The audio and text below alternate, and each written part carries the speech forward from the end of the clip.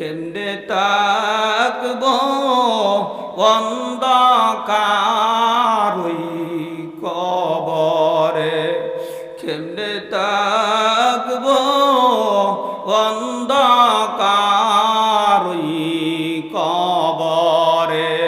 হে যুবক ভাই, ও পর্দার শ্রদ্ধার সম্মানিত মা ও বোনেরা, মনে মনে যদি ঢুকাইতে পারো ওই অন্ধকার খবরে কিভাবে একা একা থাকবো, এই কথাটা যদি অন্তরের মধ্যে ইয়ারাদে ইচ্ছা করা হয়, কোনদিন নামাজ ছাড়বা না।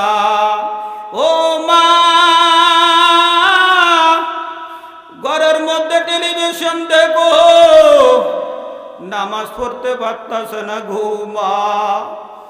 আমার আল্লাহ রব্বুল আলামিন বলেন, যেই ঘরের মধ্যে ঘরের বিবি 5 ওয়াক্ত নামাজ আদায় করবে আর তাহাজ্জুদে নামাজ আদায় করবে, আল্লাহ বলেন ওই ঘরটা রহমতের পরিণত বানায় দেয়। জোরে বলেন সুবহানাল্লাহ। আমার আল্লাহ রব্বুল আলামিন বলেন, হো বান্দা, গুনাহ করছো আর গুনাহ কইরো না। ইয়া আইয়ুহাল্লাযীনা আমানু তুবু ইলাল্লাহি তাওবাতান নাসুহা। খালেজ ভাবে তওবা করছো, বলছো আল্লাহ আমি আর গুনাহ করব না। আল্লাহ গো, খালেজ ভাবে তওবা করছি আর গুনাহ করব না।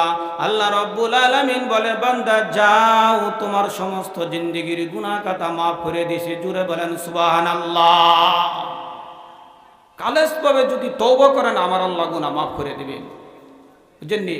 বিশ্বনবী সাল্লাল্লাহু আলাইহি সাল্লাম বলেন, আত-তাইবু মিনাজ যামবি কামান লা যামবা লাহু। বান্দা যখন, আমার যুবক ভাই, ও বৃদ্ধ বাবাজিরা, খালেস ভাবে যদি তওবা করো, আত-তাইবু মিনাজ যামবি কামান লা যামবা লাহু। মার গর্ভে থেকে দুনিয়াতে যেইভাবে ছেলে সন্তান আসে, কোনো গুনাহ থাকে না, আল্লাহ রব্বুল আলামিন তোমার গুনাহটা নিষ্পাপ বানায় দেয়। জোরে বলেন সুবহানাল্লাহ।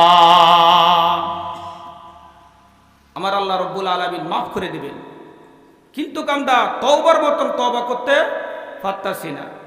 আমার আল্লাহ রব্বুল আলামিন বলেন, তওবার মতন যদি তওবা করতে পারো, আমি আল্লাহ রব্বুল আলামিন 5 ওয়াক্ত নামাজ আদায় করবা, আমার হাবিবের সুন্নাত মেনে চলবা, সুন্নাত তরিকা চলাফেরা করবা, আমি আল্লাহ রব্বুল আলামিন তোমারে আমার আল্লাহর ওলি বানায় দেব। জোরে বলেন সুবহানাল্লাহ।